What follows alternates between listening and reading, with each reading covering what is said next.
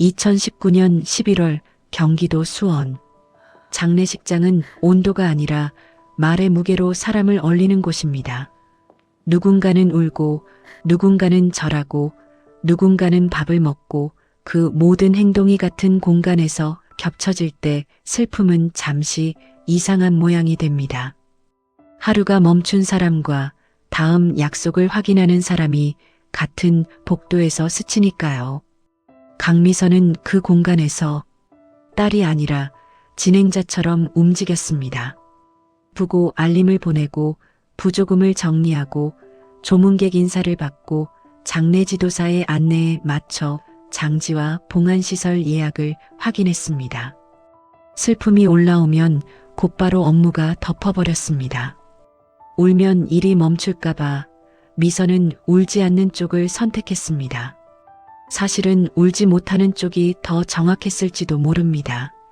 장례 첫째 날 저녁 미선은 어머니의 휴대폰을 정리하다가 미선아 밥 먹었니라는 저장된 문자들을 봤습니다. 어머니가 아프기 시작한 뒤에도 어머니는 늘 그렇게 물었고 미선은 늘 응, 엄마 걱정 말라고 답했습니다. 그런데 이제 답장을 보낼 곳이 없었습니다. 미선은 휴대폰을 가슴에 꼭 안고 숨을 들이마셨습니다. 그 숨이 목에서 멈추는 것처럼 느껴졌습니다. 그러나 그때도 미선은 울지 않았습니다. 빈소에는 조문객이 남아 있었고 미선은 딸이기 전에 주인상이었습니다. 주인상은 감정을 내려놓고 손님을 맞아야 한다고 배웠으니까요. 그런데 이상한 건 남편 이준혁의 태도였습니다. 준혁은 빈소 맨 끝 기둥 뒤쪽 의자에 앉아 핸드폰만 보고 있었습니다. 조문객이 사위분이시죠. 고생 많으십니다 하고 인사를 건네도 그는 고개만 까딱할 뿐 위로 한마디가 없었습니다. 장례비 이야기가 나오면 꼭 그때를 골라 복도로 나가버렸고 다시 들어오면 나는 모르는 일이라는 얼굴로 기둥 뒤에 앉았습니다. 미선은 처음엔 힘든가 보다라고 생각했습니다. 사람마다 슬픔을 표현하는 방식이 다르니까. 하지만 둘째 날 밤 미선은 확신하게 됩니다. 준혁은 슬퍼서 조용한 게 아니라 관심이 없어서 조용하다는 거요. 이틀째 밤 조문객이 빠져나간 새벽 1시. 빈소에는 영정사진, 꺼져가는 촛불, 향연기, 그리고 미선의 얕은 숨만 남았습니다. 친구 정희가 물컵을 건네며 조심스럽게 물었습니다. 미선아, 너 괜찮아? 응, 괜찮아. 지금은 장례만 잘 치르면 돼. 장례는 사람이 하는 거야. 너도 사람인데 너는 언제 쉬니? 나중에 울면 되지. 정희는 더 말하지 못하고 미선의 어깨를 한번 토닥였습니다. 그때 기둥 뒤에 있던 준혁이 느릿하게 일어났습니다. 그리고 아주 깨끗한 흰 봉투를 들고 미선 앞으로 다가왔습니다. 장례식장에 어울리지 않게 봉투는 너무 새 것처럼 하얗고 빳빳했습니다. 이거 사인해. 미선은 봉투를 잠깐 바라봤습니다. 무슨 서류인지 짐작이 되면서도 그 짐작을 믿고 싶지 않았습니다. 지금이요? 지금. 나 기다리게 하지 마. 봉투 안에는 이혼 합의서가 들어 있었습니다. 어머니가 돌아가신 지 48시간도 채 지나지 않은 바로 그 빈소에서요. 서류의 도장칸이 유난히 크게 보였습니다. 여기만 찍으면 끝이라고 누군가 속삭이는 것처럼. 미선은 울지 않았습니다. 너무 큰 충격은 울음을 만들지 않고 몸을 굳게 만듭니다. 대신 가슴 안쪽에서 아주 낮은 목소리가 울렸습니다. 여기가 내 인생의 바닥이구나. 그래도 끝은 아닐 거야. 미선은 봉투를 다시 닫아 준혁에게 돌려주었습니다. 지금은 못해요. 왜 못해? 서명만 하면 끝인데. 어머니 사무제 지나고요. 지금은 여기에요. 준혁은 코웃음을 치며 뒤돌아섰습니다. 문을 열고 나가며 툭 던지듯 말했습니다. 사무제 끝나면 그땐 도장 찍어. 안 찍으면 너만 손해니까. 문이 닫히자 빈소의 공기가 다시 무겁게 내려앉았습니다. 미선은 영정을 바라봤습니다. 어머니는 아무 말이 없었습니다. 그 침묵이 미선을 더 오래 붙잡았습니다. 그날 밤 강미선은 이혼 도장을 찍지 않았습니다. 하지만 6개월 뒤 수원 도심의 한 빌딩 로비에서 이준혁이 미선 앞에서 목이 말라 침을 삼키게 될 줄은 그때 아무도 몰랐습니다. 장례식장의 새벽은 슬픔보다도 정산이 먼저 움직이는 시간입니다. 누군가는 빈소밖 복도에서 조용히 계산기를 두드리고 누군가는 식당에 내려가 밥값 얼마죠? 를 묻습니다. 슬픔이 흐르는 자리에서도 돈은 늘 먼저 도착합니다. 새벽 2시가 넘어갈 즈음 미선의 휴대폰이 진동했습니다. 시어머니라는 이름. 미선은 잠시 숨을 고르고 전화를 받았습니다. 어머니 미선아, 준혁이랑 얘기 끝났니? 무슨 얘기요? 에이, 너도 알잖아. 사람 일이라는 게 정리할 건 정리해야지. 정리라는 단어는 칼처럼 들립니다. 장례 중인 딸에게 그 말을 쉽게 꺼낼 수 있는 사람. 미선은 잠깐 말이 막혔고 그 틈을 시어머니가 파고들었습니다. 그리고 장례비는 너희가 알아서 해. 내 엄마 장례잖아. 네, 제가 최대한이 아니라. 알아서. 우리 집은 원래 그런 거야. 우리 집은 원래 그런 거야. 무례를 전통으로 바꾸는 말. 미선은 그 말을 평생 들었습니다. 그 말이 나올 때마다 미선은 더 조용해졌고 더 조용해질수록 그들은 더 쉽게 미선을 다뤘습니다. 준혁이도 힘들었어. 너 엄마 병원 들락날락하느라 집이 엉망이었잖아. 어머니, 제가 간병을 그래, 간병. 내가 선택한 거잖아. 그걸로 준혁이한테 빚진 거 없어. 간병이 선택이라는 말. 미선은 그 말에 목이 막혔습니다. 선택이었다면 미선은 어머니를 혼자 두고 집에 돌아갔을 겁니다. 하지만 미선은 어머니를 혼자 둘 수 없었습니다. 그건 선택이 아니라 사랑이었고 책임이었고 삶 그 자체였습니다. 어머니, 지금은 장례 중이에요. 장례 중이면 더더욱 정리해야지. 너도 나이 있는데. 재혼도 생각해봐. 저는 재혼 생각 없어요. 그러니까 더더욱 준혁이 발목 잡지 말고 깔끔하게 끝내. 미선은 대답하지 않았습니다. 장례식장에 있는 사람은 반박할 에너지가 없습니다. 미선은 통화를 끝내고 영정 앞에 섰습니다. 어머니 사진 속 눈매가 미선과 닮았습니다. 그 닮음이 미선을 더 아프게 했습니다. 엄마, 이 집에서는 내가 늘 죄인이었어. 그런데 이제 그만할래. 장례식장은 슬픔을 허락하지 않는 곳일 때가 있습니다. 울음보다 절차가 먼저이고 감정보다 전화가 먼저 울립니다. 엄마 속 썩이지 말라는 말을 들으며 자란 사람은 슬퍼도 참는 게 먼저 몸에 배어 있거든요. 미선은 어릴 때부터 그런 사람이었습니다. 엄마가 혼자 미선을 키우며 일하러 나갈 때 미선은 자주 집에 혼자 남았습니다.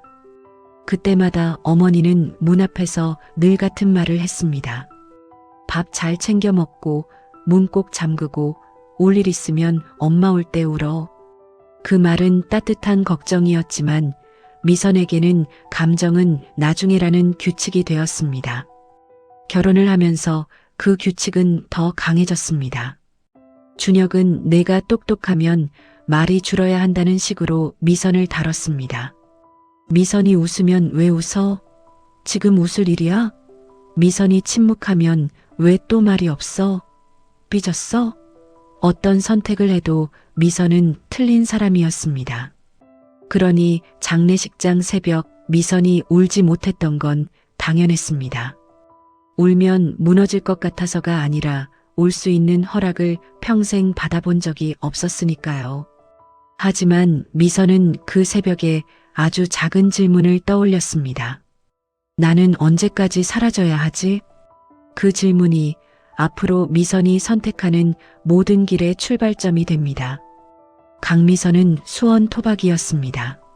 22살에 작은 의류회사 경리로 취직했고 월급을 받으면 제일 먼저 엄마에게 반찬거리를 사드렸습니다. 큰 꿈이 없었던 게 아니라 큰 꿈을 꾸면 엄마가 불안해할까봐 작은 꿈만 꾼 사람이었습니다. 이준혁을 만난 건 27대였습니다. 준혁은 중견 건설회사 대리였고 술자리에서 집 앞까지 데려다 줄게라는 말로 연락처가 오갔습니다. 첫 데이트 날 준혁은 미선의 손이 시리다며 장갑을 사줬습니다. 그 장갑을 끼고 집으로 돌아오는 길에 미선은 생각했습니다. 이 사람은 나를 챙겨주는 사람이구나. 그 작은 친절이 미선을 결혼으로 데려갔습니다. 결혼 초 준혁은 다정했습니다. 밥 먹었어? 오늘은 힘들지? 같은 말이 하루를 채웠습니다. 미선은 그 질문들을 사랑이라고 믿었습니다. 사랑이란 게 별건가요? 누군가가 내 하루를 물어봐 주는 것, 그게 사랑처럼 보일 때가 있죠. 하지만 다정함은 어느 순간 규칙이 됐습니다. 준혁은 미선이 친구를 만나면 불편해했고 가족 모임에서는 괜히 말실수하지 말라고 당부했습니다. 미선이 회사 회식을 하고 늦게 들어오면 준혁은 웃지 않는 얼굴로 이렇게 물었습니다. 누구 만났어? 남자도 있었어? 아니, 팀 회식이었어. 다 같이가 뭐가 중요해. 괜히 말 나오면 나만 손해야. 알겠어. 다음엔 조금 일찍 올게. 미선은 그때부터 스스로를 줄이기 시작했습니다. 친구를 덜 만났고 말을 덜 했고 취미를 덜 가졌습니다. 그러면 집이 조용해지고 준혁의 얼굴이 조금 편해졌습니다. 미선은 그 편한 얼굴을 평화라고 착각했습니다. 사실은 미선이 줄어든 만큼 집이 조용해진 것뿐인데도요. 아이 문제가 시작되면서 균열은 더 깊어졌습니다. 처음엔 조금만 더 노력해보자였던 말이 어느 순간부터는 왜 안 되지? 로 바뀌었고 마침내 내가 문제야로 굳어졌습니다. 당신 몸이 문제야. 검사해봤어? 했어. 의사 선생님이 큰 이상은 없대. 그걸 믿어? 우리 집안은 문제 없어. 내 형은 애셋이야. 미선은 홀로 병원 대기실에서 서류를 접었습니다. 임산부들이 남편 손을 잡고 들어갈 때 미선은 자기 손을 무릎 위에 얹고 조용히 바라봤습니다. 나는 왜 늘 혼자지? 그 질문은 대답이 없었습니다. 그 무렵 어머니가 아프기 시작했습니다. 처음에는 속이 더부룩해라는 말뿐이었는데 검사 결과는 위암이었습니다. 미선의 삶은 그때부터 두 겹이 됐습니다. 낮에는 직장인, 저녁에는 간병인, 그리고 집에 오면 다시 아내. 준혁은 어머니 병원비에 단 한 번도 지갑을 열지 않았습니다. 미선이 조심스럽게 말했을 때 준혁은 이렇게 대답했습니다. 처자식도 아닌데 내가 왜 내? 그 말은 어머니를 지웠고 미선도 지웠습니다. 미선은 싸우지 않았습니다. 싸우면 더 큰 상처가 남는다는 걸 이미 너무 많이 겪었으니까요. 대신 미선은 벌었습니다. 시장 반찬 가게 아르바이트, 학원 청소, 야간 물류 분류, 온라인 중고 판매. 새벽과 밤을 이어붙여 살았습니다. 몸이 고단해질수록 마음은 이상하게 더 무감해졌습니다. 무감해져야 살 수 있었으니까요. 어머니는 병원 침대 위에서 미선의 손을 잡고 말했습니다. 미선아, 너 그러다 쓰러진다. 엄마, 나 괜찮아. 엄마가 먼저 나아야지. 엄마는 괜찮다. 너만 행복해라. 미선은 행복이 뭔지 몰랐습니다. 하지만 어머니의 손이 따뜻하다는 건 알았습니다. 그 따뜻함 하나로 미선은 또 하루를 버텼습니다. 간병을 하다 보면 돈보다 더 먼저 바닥나는 게 있습니다. 존엄입니다. 병원 대기실에서 밤을 새우며 미선은 여러 번 그런 장면을 봤습니다. 간병인들끼리 서로 밥을 나눠 먹으면서도 자기 이야기는 끝까지 꺼내지 않는 모습. 우리 남편은이라는 말이 나오려다가 대신 오늘 날씨 춥죠로 바뀌는 모습. 그 말이 바뀌는 순간에 사람의 존엄도 조금씩 닳습니다. 미선도 그랬습니다. 준혁이 처자식도 아닌데 왜 내라고 했을 때 미선이 진짜로 얻고 싶었던 건 돈이 아니라 너 수고했다는 말 한마디였습니다. 그러나 그 말은 오지 않았습니다. 그래서 미선은 돈을 벌었고 더 조용해졌고 결국 더 외로워졌습니다. 외로움은 무섭습니다. 외로움은 사람을 아무나에게 붙잡히게 만들기도 하니까요. 하지만 미선은 어머니가 남긴 따뜻함을 붙잡았습니다. 그 따뜻함은 사람을 향한 끈이 아니라 자기 자신을 향한 끈이 되었습니다. 어머니가 크게 쓰러지신 건 2019년 5월.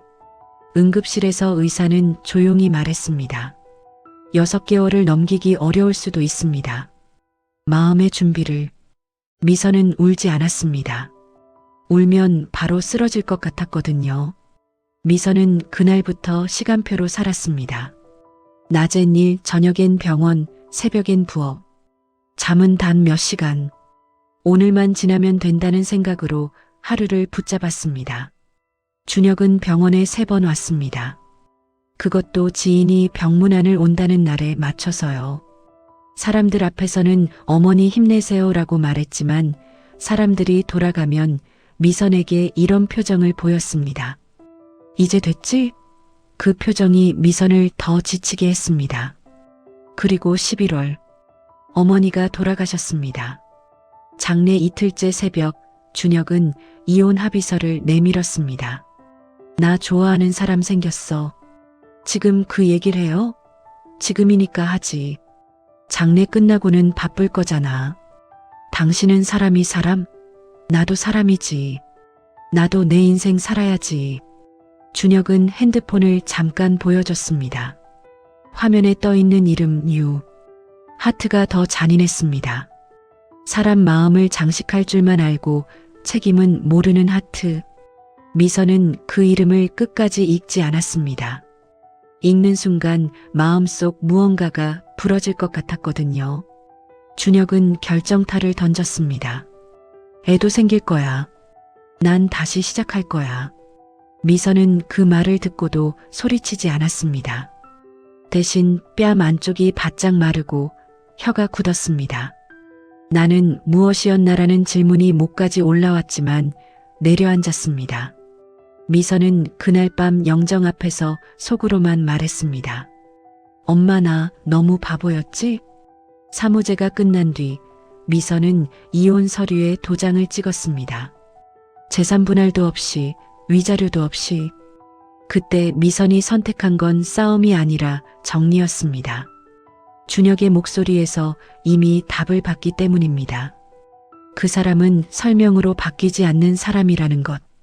바뀌려면 적어도 미안하다는 말이 먼저 나와야 하는데 준혁은 단 한 번도 미안해하지 않았습니다. 도장을 찍고 나서 미선은 손바닥을 폈습니다. 굳은 살이 박혀 있었습니다. 누군가의 손을 잡아주느라 생긴 굳은 살이 아니라 살기 위해 일하느라 생긴 굳은 살이었습니다. 미선은 집에 돌아와 옷장을 열었습니다. 준혁의 옷은 이미 정리되어 있었습니다. 마치 오래전부터 계획된 이별처럼. 남아있는 건 결혼사진 액자 하나뿐이었습니다. 미선은 액자를 들고 한참 서 있다가 조용히 바닥에 내려놓았습니다. 깨뜨릴 힘도 없었습니다. 분노도 울음도 다 닳아버린 것 같았습니다. 사람이 가장 슬픈 순간에 가장 냉정해질 때가 있습니다. 살기 위해서요. 미선에게 그 이혼은 사랑의 끝이 아니라 생존의 시작이었습니다. 2019년 12월 강미선은 52세에 혼자가 되었습니다. 수중에 남은 돈은 340만 원. 어머니 병원비와 장례비를 내고 남은 전 재산이었습니다. 미선은 월세 38만 원짜리 반지하로 이사했습니다. 반지하의 겨울은 정말 차갑습니다. 바닥은 얼음처럼 식고 벽지는 눅눅해지고 창문은 천장 가까이에 작게 달려 있어 하늘 대신 사람들의 발목만 보입니다. 비가 오면 물이 차오를까봐 문턱을 수시로 확인해야 했고 바람이 세게 부는 날엔 창문 틈새로 먼지가 들어왔습니다. 처음 며칠은 이상하게도 조용했습니다. 준혁의 잔소리가 사라지니 집이 넓어진 것 같았습니다. 하지만 밤이 되면 침묵이 미선을 눌렀습니다. 이제부터 어떻게 살지? 그 질문이 잠자리를 빼앗았습니다. 미선은 일자리를 더 늘렸습니다. 낮에는 격리 일을 유지하고 밤에는 청소 일을 했습니다. 사람들은 이혼했어? 라고 조심스럽게 물었고 미선은 응이라고만 답했습니다. 설명하면 자신이 더 작아질 것 같았거든요. 어느 날 새벽 청소를 마치고 집으로 돌아오는 길, 미선은 편의점 앞에서 잠깐 멈췄습니다. 가장 싼 김밥 하나, 따뜻한 컵라면 하나. 그걸 들고 반지하로 내려가는데 계단이 유난히 길게 느껴졌습니다. 내가 여기까지 내려온 게 맞나 싶을 만큼. 그때 미선은 스스로에게 이런 말을 했습니다. 괜찮아. 바닥은 다시 올라가기 시작하기 좋은 자리야. 그 말은 위로가 아니라 주문이었습니다. 그날을 견디기 위한 주문.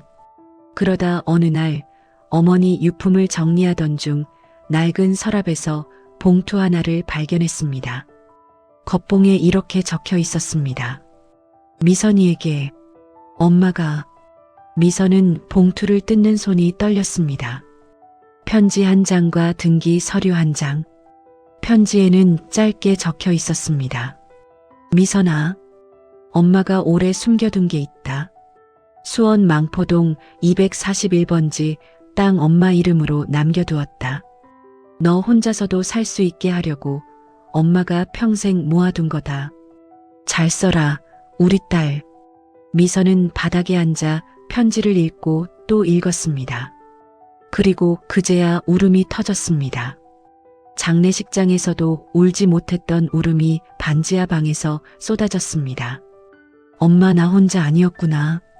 그 봉투는 돈이 아니라 뒤에 서 있는 사람이 있었다는 증거였습니다. 그리고 미선은 그날 밤 처음으로 내일을 상상했습니다. 미선은 흥분하지 않기로 했습니다. 돈이 생기면 주변이 먼저 달라집니다. 사람들의 태도, 전화, 친절, 조언, 심지어 눈빛까지. 그 달라짐이 진짜인지 돈 때문인지 구분하는 건 오직 본인의 몫입니다. 미선은 통장을 여러 개로 쪼갰습니다. 생활비 통장, 운영비 통장, 세금 통장, 비상금 통장. 이체 한도를 낮추고 큰 금액은 즉시 움직이지 않았습니다. 은행 창구 직원이 이렇게까지 하세요? 라고 묻자 미선은 웃지 않고 대답했습니다. 제가 실수하면 저를 지켜줄 사람이 없어서요. 그리고 미선은 기록을 시작했습니다. 병원비 내역, 부업소득, 생활비 지출 준혁이 보낸 메시지, 시댁의 통화 내용. 이전의 미선이라면 내가 너무 치사한가? 라고 생각했을 겁니다. 하지만 이제는 달랐습니다. 기록은 치사가 아니라 생존이었습니다. 다음 날 아침 미선은 등기소에 갔습니다. 혹시라도 어머니가 남긴 착한 거짓말이면 어쩌나? 그런 두려움을 품고 서류를 내밀었습니다. 등기소 직원은 서류를 확인하더니 조심스럽게 말했습니다. 이 땅 6년 전에 재개발 구역으로 지정됐습니다. 감정평가액 기준으로는 약 23억 정도로 보입니다. 23억. 미선은 숨이 멎는 것 같았습니다. 숫자가 커서가 아니라 어머니가 그동안 얼마나 많은 걸 혼자 감당했는지 알게 됐기 때문입니다. 어머니는 늘 엄마는 괜찮아라고 말했지만 그 괜찮아는 사실 혼자 버텼어라는 뜻이었을지도 모릅니다. 미선은 그날 망포동으로 갔습니다. 재개발 펜스 너머 어릴 적 텃밭자리는 더 이상 텃밭이 아니었습니다. 콘크리트 냄새, 철근 소리, 먼지. 그 위로 어머니의 시간이 묻혀 있었습니다. 미선은 펜스 앞에서 오래 서 있었습니다. 마치 어머니에게 이제 알았어라고 말하듯이 미선은 어린 시절을 떠올렸습니다. 비 온 뒤 텃밭에서 넘어져 울던 미선에게 어머니가 흙 묻은 손으로 무릎을 털어주며 말하던 장면. 미선아, 땅은 거짓말 안 해. 내가 심은 만큼 나와. 그 말을 미선은 그제야 이해했습니다. 어머니가 심어둔 건 땅만이 아니었습니다. 딸이 쓰러질 때마다 다시 일어설 수 있게 만드는 믿음이었습니다. 그날 이후 미선은 결정 대신 준비를 먼저 했습니다. 세무사에게 찾아가 상속세, 양도세, 취득세, 종합부동산세를 하나씩 물었습니다. 은행에 가서 큰 금액이 들어왔을 때의 계좌 관리, 이체 한도, 통장 분리 방법을 배웠습니다. 돈이 생겼다는 사실이 미선을 보호해주지 않는다는 걸 알았기 때문입니다. 돈은 준비된 사람에게는 기반이 되지만 준비되지 않은 사람에게는 또 다른 불안이 되니까요. 미선은 변호사를 찾아갔습니다. 이혼 당시 재산 분할을 포기한 경위 결혼 기간 중에 가사 노동과 간병 생활비를 미선이 감당해온 내역준역의 급여와 자산 흐름 하나씩 말이 아니라 자료로 정리하기 시작했습니다. 변호사가 물었습니다. 원하시는 게 뭘까요? 돈? 복수? 아니면 그냥 끝? 미선은 잠시 생각하다 대답했습니다. 공정했으면 좋겠어요. 제가 지운 제 시간을 인정받고 싶어요. 그 한 문장은 미선이 처음으로 자기 욕망을 허락한 문장이었습니다. 누군가를 다치게 하려는 욕망이 아니라 자신을 살리려는 욕망. 미선은 그날 이후 질문하는 사람이 되었습니다. 모르면 묻고 기록하고 확인하고 다시 확인했습니다. 질문이 많을수록 안전하다는 걸 배웠으니까요. 세무사 사무실에서 미선은 처음으로 세금이라는 벽을 만났습니다. 세무사는 차분하게 설명했습니다. 상속은 축복이지만 준비 없이 받으면 부담이 됩니다. 미선은 그 말을 들으며 고개를 끄덕였습니다. 어머니가 남긴 건 축복이지만 그 축복을 지키는 건 미선의 몫이었습니다. 미선은 질문을 멈추지 않았습니다. 이건 언제 내야 하나요? 이건 어떤 경우에 더 늘어나나요? 이건 제가 미리 준비할 수 있나요? 세무사는 웃으며 말했습니다. 대표님, 질문이 많을수록 안전합니다. 상담이 끝나고 나오며 미선은 생각했습니다. 내가 지금 배우는 건 돈이 아니라 내 삶을 지키는 언어라고. 2020년 초 미선은 토지를 정리하기로 결심했습니다. 하지만 팔자는 결심만으로 되지 않습니다. 세금, 계약, 잔금, 등기 이전, 중도금 관리, 계좌 확인 모든 절차가 미선에게 처음이었습니다. 미선은 모르는 걸 인정하기로 했습니다. 모르면 묻고 기록하고 확인하고 다시 확인했습니다. 그게 미선을 지키는 방식이었습니다. 중개사는 미선에게 말했습니다. 이렇게 꼼꼼하게 읽는 분 요즘 드문데요. 보통은 그냥 사인부터 하시거든요. 미선은 고개를 끄덕이며 대답했습니다. 저는 잃을 게 많았거든요. 이제는 잃고 싶지 않아서요. 잔금일. 통장에 큰 돈이 들어오자 미선은 기쁘기보다 멍했습니다. 정희가 손을 꼭 잡아주며 말했습니다. 미선아, 이건 내가 벌어낸 거야. 엄마가 지켜준 거고. 미선은 떨리는 목소리로 말했습니다.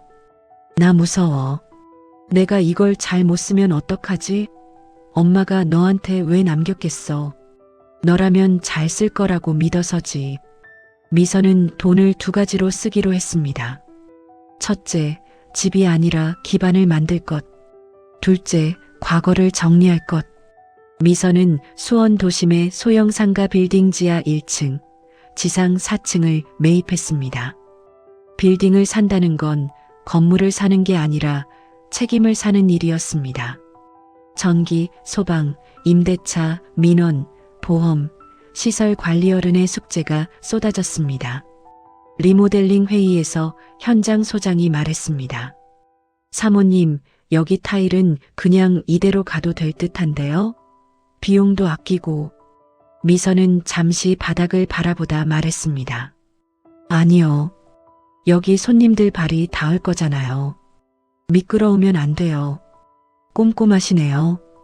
꼼꼼한 게 아니라 제가 다시는 넘어지기 싫어서요. 그 말은 타일 이야기 같았지만 사실은 인생 이야기였습니다. 동시에 미선은 준혁을 상대로 재산분할 심판을 청구했습니다. 미선은 단순히 돈이 필요해서가 아니라 내가 한 일이 있었다는 사실을 인정받고 싶었습니다. 결혼 생활에서 미선이 했던 일은 숫자로 남지 않았습니다. 아침밥 차리기, 청소, 빨래, 명절 준비, 간병, 야간 부업. 그 모든 게 그냥이 되어버리는 세상에서 미선은 그냥이 아니라고 말하고 싶었습니다. 법원 조정기일. 준혁은 미선을 똑바로 보지 못했습니다. 조정위원이 물었습니다. 혼인 기간이 길고 배우자 기여도도 큽니다. 합의 가능하십니까? 준혁은 자존심을 꾹 눌러 말했습니다. 그냥 빨리 끝내고 싶습니다. 미선은 한 템포 쉬고 대답했습니다. 저도요. 그런데 공정하게요. 조정은 한 번으로 끝나지 않았습니다. 준혁은 계속 내가 번 돈만 주장했고 미선은 함께 만든 시간을 주장했습니다. 서로의 언어가 달라서 합의는 더디게 다가왔습니다. 하지만 미선은 이번에는 물러서지 않았습니다. 미선은 더 이상 착한 사람이 되려고 하지 않았습니다. 착한 사람은 늘 자신을 마지막에 놓는다는 걸 배웠으니까요. 결정이 나기까지 미선은 빌딩 운영 준비를 병행했습니다. 1층 카페, 2층 상담실, 3층 공유 오피스, 4층 스튜디오. 미선은 사람이 숨 쉴 수 있는 공간을 만들고 싶었습니다. 자신이 늘 숨막혀 살았으니까요. 카페 오픈 날, 바리스타로 채용한 청년이 웃으며 말했습니다. 사장님, 오늘 오픈이죠? 잘 될 거예요. 사장님. 그 말은 미선의 가슴에 새로 도장을 찍는 것 같았습니다.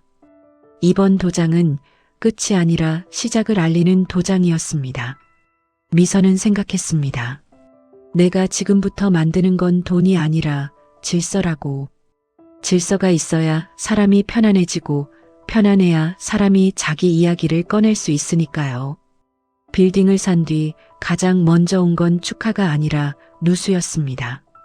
비가 오던 날 지하 1층 창고 쪽에 물이 스며들었고 임차인은 밤늦게 미선에게 전화를 했습니다. 대표님, 물이요. 물이 들어와요. 미선은 잠옷 위에 외투를 걸치고 뛰어나갔습니다. 젖은 바닥을 보며 미선은 잠깐 멍해졌습니다. 나는 왜 또 이런 상황에 혼자 서 있지? 그 순간 과거의 미선이라면 울거나 자책했을 겁니다. 하지만 지금의 미선은 다르게 움직였습니다. 미선은 사진을 찍고 시간과 상황을 기록했습니다. 관리업체를 불러 원인을 확인하고 견적서를 받았습니다. 임차인에게는 이렇게 말했습니다. 지금 불편하신 거 압니다. 오늘 밤은 제가 임시 조치하고 내일 아침엔 공사 일정 잡겠습니다. 피해 사진만 남겨주세요. 임차인은 미선의 침착함에 놀란 표정이었습니다. 며칠 뒤 1층 카페에 소음 민원이 들어왔습니다. 위층 노래교실 수업 시간이 겹치면 스피커 울림이 아래로 내려온 겁니다. 미선은 양쪽을 동시에 불러 조율했습니다. 누구의 편도 들지 않고 공존의 규칙을 만들었습니다. 수업 시간 조정, 방음 패널 설치, 커피 머신 소음 시간 분리. 조율은 눈에 띄지 않지만 그 조율이 공간을 살아있게 합니다. 그날 밤 미선은 어머니 사진 앞에서 조용히 말했습니다. 엄마, 나 오늘 사람들 사이를 정리했어. 예전 같으면 나만 참고 끝냈을 텐데 이제는 다 같이 살게 만드는 걸 배워. 빌딩을 운영하며 미선은 알게 됐습니다. 사람은 공간을 빌리러 오는 게 아니라 마음을 잠시 내려놓으러 온다는 거요. 그래서 미선은 임차인들을 숫자로만 보지 않으려 애썼습니다. 2층 상담실에 입주한 상담사는 40대 후반 여성이었습니다. 개업 첫날 상담사는 불안한 표정으로 말했습니다. 대표님, 제가 장사 경험이 없어서요. 민원 생기면 많이 혼나겠죠? 미선은 웃지 않고 차분히 말했습니다. 혼나면 어떡해요? 같이 해결하면 되죠. 대신 늦기 전에 말해주세요. 정말요? 저도 처음이에요. 우리 둘 다 처음이니까 실수해도 괜찮아요. 공유 오피스에 들어온 20대 후반 청년은 디자인 프리랜서였습니다. 첫 달 임대료를 내는 날 청년은 작은 봉투를 들고 와 고개를 숙였습니다. 대표님, 이번 달은 조금 늦을 것 같아서요. 죄송합니다. 미선은 계약서를 떠올리면서도 사람을 먼저 보았습니다. 늦는 게 죄는 아니에요. 사정이 있으면 말하면 돼요. 대신 약속은 지켜요. 다들 계약서대로 하라던데요. 계약서는 기준이고 사람은 사정이에요. 서로를 지키려면 둘 다 필요해요. 어느 날 단골이 된 할머니는 커피잔을 만지작거리며 말했습니다. 나도 젊을 때 이혼했어. 그때는 세상이 여자한테 너무 무서웠지. 미선은 조용히 대답했습니다. 많이 힘드셨겠어요. 그래도 사라지더라. 내가 나를 밥 먹여야 하니까. 4층 스튜디오를 빌린 중년 강사는 노래교실을 열었습니다. 첫 수업날 강사는 환하게 웃으며 말했습니다. 대표님, 여기 음향이 좋아서 어르신들 목이 덜 쉬겠어요. 미선은 웃으며 대답했습니다. 목이 쉬면 마음도 쉬더라고요. 편하게 쓰세요. 미선은 생각했습니다. 내가 만들고 싶은 공간은 거창한 성공이 아니라 사람들이 서로에게 무사히를 건네는 자리라고. 이준혁에게도 변명은 있었습니다. 그는 늘 나는 책임감이 강한 사람이라고 생각했습니다. 일이 힘들면 집이 조용해야 하고 집이 조용하려면 아내가 알아서 조절해야 한다고 믿었습니다. 그 믿음은 사랑이 아니라 통제였는데 준혁은 그 차이를 몰랐습니다. 준혁이 세 사람에게 흔들렸던 이유도 사실은 단순했습니다. 그 사람은 준혁을 칭찬해줬고 준혁의 말에 맞아요라고 대답해줬습니다. 준혁은 그 반응을 사랑이라고 착각했습니다. 하지만 진짜 사랑은 맞장구가 아니라 함께 책임지는 일입니다. 준혁은 책임을 함께 지는 법을 배우지 못했습니다. 그리고 2020년 6월 로비에서 미선을 본 순간 준혁은 처음으로 깨달았습니다. 미선은 깎였던 사람이 아니라 쌓였던 사람이었다는 걸요. 묵묵히 쌓인 시간은 어느 날 무너지지 않는 벽이 됩니다. 준혁은 그 벽 앞에서 초라해졌습니다.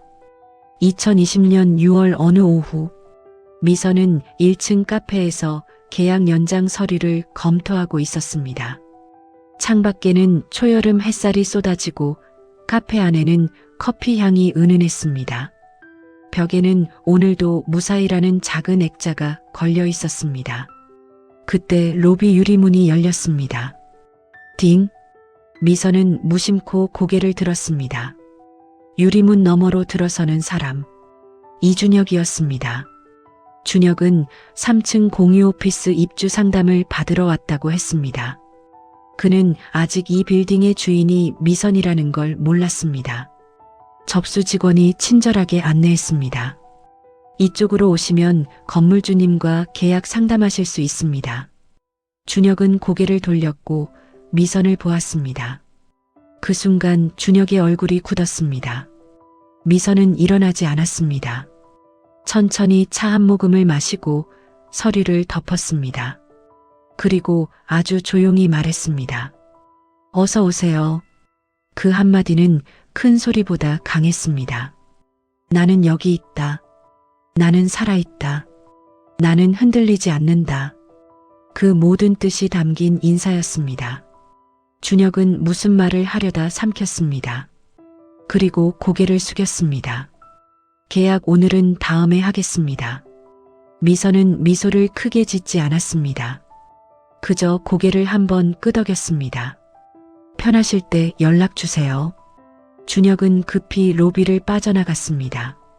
문이 닫히고 카페 안에는 음악과 커피 향만 남았습니다. 직원이 조심스럽게 물었습니다. 대표님 아는 분이세요? 예전에 가족이었던 사람이에요. 그날 밤 준혁에게서 메시지가 왔습니다. 미선아 잠깐 얘기할 수 있을까? 미선은 휴대폰을 내려놓았습니다. 창문을 열자 바람이 커튼을 살짝 흔들었습니다. 이제는 내가 선택한다. 미선은 답장하지 않았습니다. 침묵은 미선이 처음으로 가진 권리였습니다. 2030년 봄, 강미선 63세. 미선은 수원 망포동 근처 카페 창가에 앉아 있습니다. 벚꽃이 흩날리고 사람들은 휴대폰으로 꽃잎을 찍습니다. 미선은 사진을 찍지 않습니다. 그저 바라봅니다. 예전에는 바라보는 것조차 여유가 없었으니까요. 맞은편에는 25이 된 조카 서연이 앉아 있습니다. 서연은 첫 직장을 앞두고 불안한 얼굴입니다. 이모 그때 어떻게 버티셨어요? 미선은 커피잔을 만지며 말했습니다. 버텼다기보다는 길을 찾았지. 길이요? 응. 엄마가 남겨준 길. 땅을 말하는 거예요? 땅도 맞는데 더 큰 건 믿음이야. 믿음? 내가 혼자가 아니라는 믿음. 누군가가 내 뒤에 서 있었다는 믿음. 서연이 조심스럽게 물었습니다. 이모는 후회 없어요? 미선은 잠시 생각하다 웃었습니다. 후회가 없진 않았습니다. 하지만 후회가 미선을 망치게 두진 않았습니다. 후회도 있지. 근데 그 후회가 내 삶을 다 가져가게 두진 않았어. 나는 내 인생을 다시 지었거든. 벽돌 하나씩. 미선은 손바닥을 펼쳐 보입니다. 한때는 이혼 도장을 찍었던 손. 이제는 열쇠를 쥔 손. 서연아, 너도 내 인생을 내 손으로 지어. 남이 대신 지어주면 언제든 무너져. 장례식장의 새벽 1시. 강미선은 이혼 서류 앞에서 얼어붙었습니다. 그때 미선이 선택한 건 소리치지 않는 것이었고, 울지 않는 것이었고, 버티는 것이었습니다. 그리고 시간이 지나 미선은 알게 됐습니다. 버티는 건 끝이 아니라 방향을 바꾸기 위한 힘이라는 것을요. 어머니의 마지막 편지. 잘 써라, 우리 딸. 오늘 당신에게도 그런 말 한마디가 필요하지 않으신가요? 잘 살아라, 너. 오늘도 무사히 너. 이 이야기가 마음에 남으셨다면 좋아요와 구독, 그리고 댓글로 여러분의 이야기도 들려주세요. 감사합니다.